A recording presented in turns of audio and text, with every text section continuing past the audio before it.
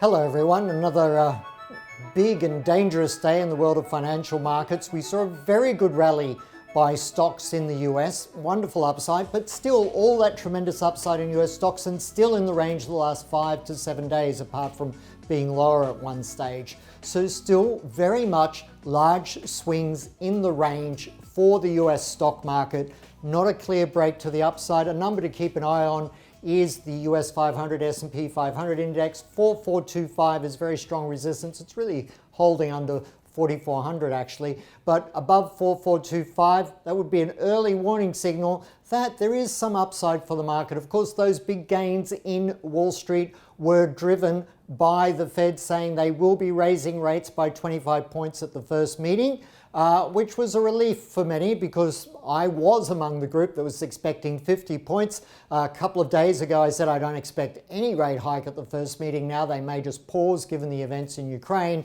but they've decided to just move forward incrementally, really, with a 25-point rate hike, which will make absolutely zero difference to the real-world economy of the United States. So it's a little bit in the abstract interest rate hikes at this point by that amount. Of course, everyone can get very excited about it, and everyone in the financial markets wants to get excited about it because we all want to get excited about things.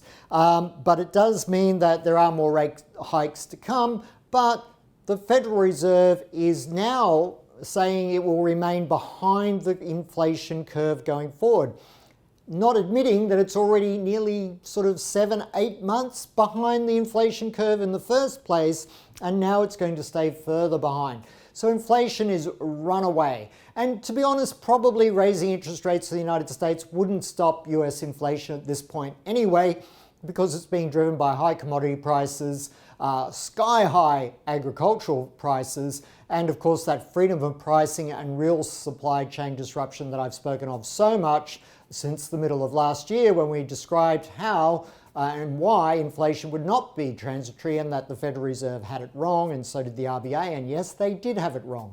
But moving forward from here, small incremental rate hikes gave the market a boost, but only a boost of a few hundred points in the Dow Jones, but only a boost within the recent range. The background picture, this one's very nice and abstract, but the background world picture is very much still, unfortunately, tragically, sadly, about Ukraine, and prayers for the people of Ukraine. Very difficult circumstances indeed. We can consider the Ukrainian economy, of course, completely disabled and dislocated for the foreseeable future. And as sanctions bite on Russia, we can see that economy as well very significantly dislocated. So the loss of these two massive economies to the European economy as a whole will create some economic blowback on Europe. And the more intense the situation becomes, the big risks now for the West are that Russia decides, okay, if you're going to treat us so harshly, if you're going to isolate us, if you're going to actually create another Iron Curtain around us, then perhaps we don't have to repay all that debt that we have to Europe. So there could be a Russian default on all debt to the West, and Putin could still turn off that pipeline which supplies 40% of Germany's energy needs, and that includes electricity. If he turns that pipeline off, you have blackouts in Europe, across Europe. Something to keep in mind. The European economy, without a doubt, I've been saying it, but even before the event, that this would be a risk, and now it is pretty clear and obvious, and just starting in the financial media discussion is the idea that this will be bad for the European economy in terms of pushing it towards slow economic growth or recession. I've been forecasting, and I actually say it is inevitable and inescapable that the Eurozone will now enter a very serious recession. There is no doubt about that. Global growth, China was already slowing, could have a bit of an uptick after the Olympic Games there, where they were so worried about pollution and COVID, could have a little bit of a lift in China, but nothing like what it used to be. The United States, everyone keeps saying what a strong economy it is, but the US consumer is really distressed. US consumer confidence is terrible at the moment. There is job hiring going on, but still supply chain disruption, etc. The US economy I've argued for the last year we'll have positive growth, but below trend, below potential economic growth, and I still think that will be the case. So we have a slowing global economy. We really do. It will appear in the data, the economic data you're seeing at the moment is almost made irrelevant by the Ukrainian war. We will not see the impact of the war on any economic data for 1 to 2 months. So in 1 to 2 months, it will become clear to most people in the market that this is actually a big negative impact, economic impact story. At the moment, people are trying to say, oh, it's just a military political thing. No, it's very economic in its impact across large swathes of Europe. Don't be any doubt about that.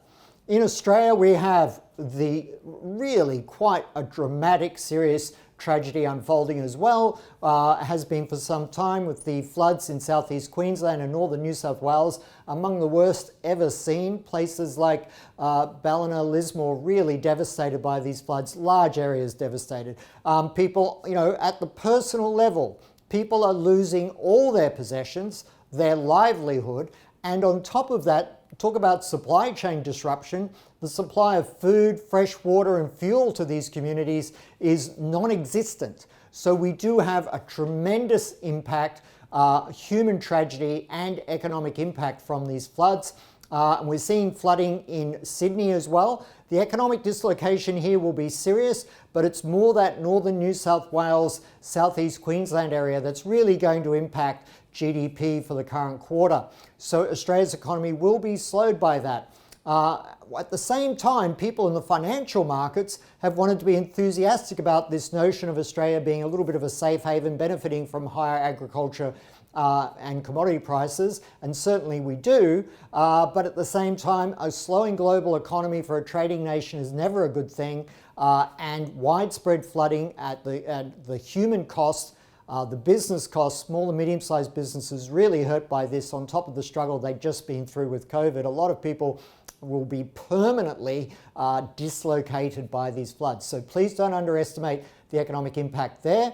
Overall, financial markets. US stock market, as I said, had that great rally. It already looks to be tiring near the top of the recent range. So be careful there as well. The Australian stock market made a new high on the daily charts. Looks really nice as a breakout new high, but again, it is struggling in the price action here.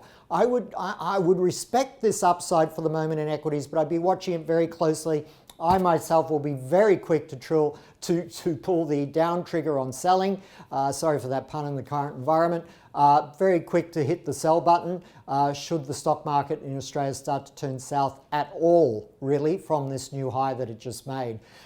Gold, building to go a lot higher. Now, a lot of people have been asking me about oil today.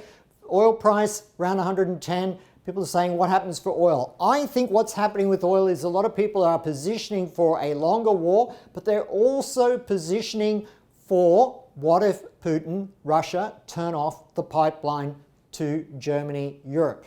If they turn that pipeline off, oil could easily go $120, $150 a barrel. That's right, 30–40% higher than it is now very quickly.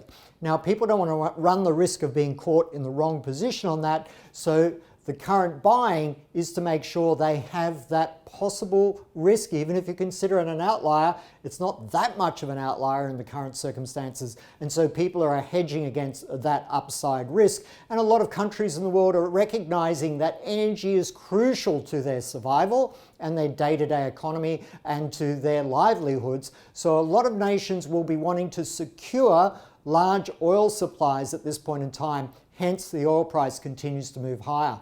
The US dollar will also remain strong, and the euro really is at risk of very sharp downside. I said at the start of the week the ECB would be intervening to support the euro. That could have already been happening quietly through some of the larger French banks, which is often how the ECB and German banks and other European banks, of course. I used to work for a French bank, so that's why I thought of that experience.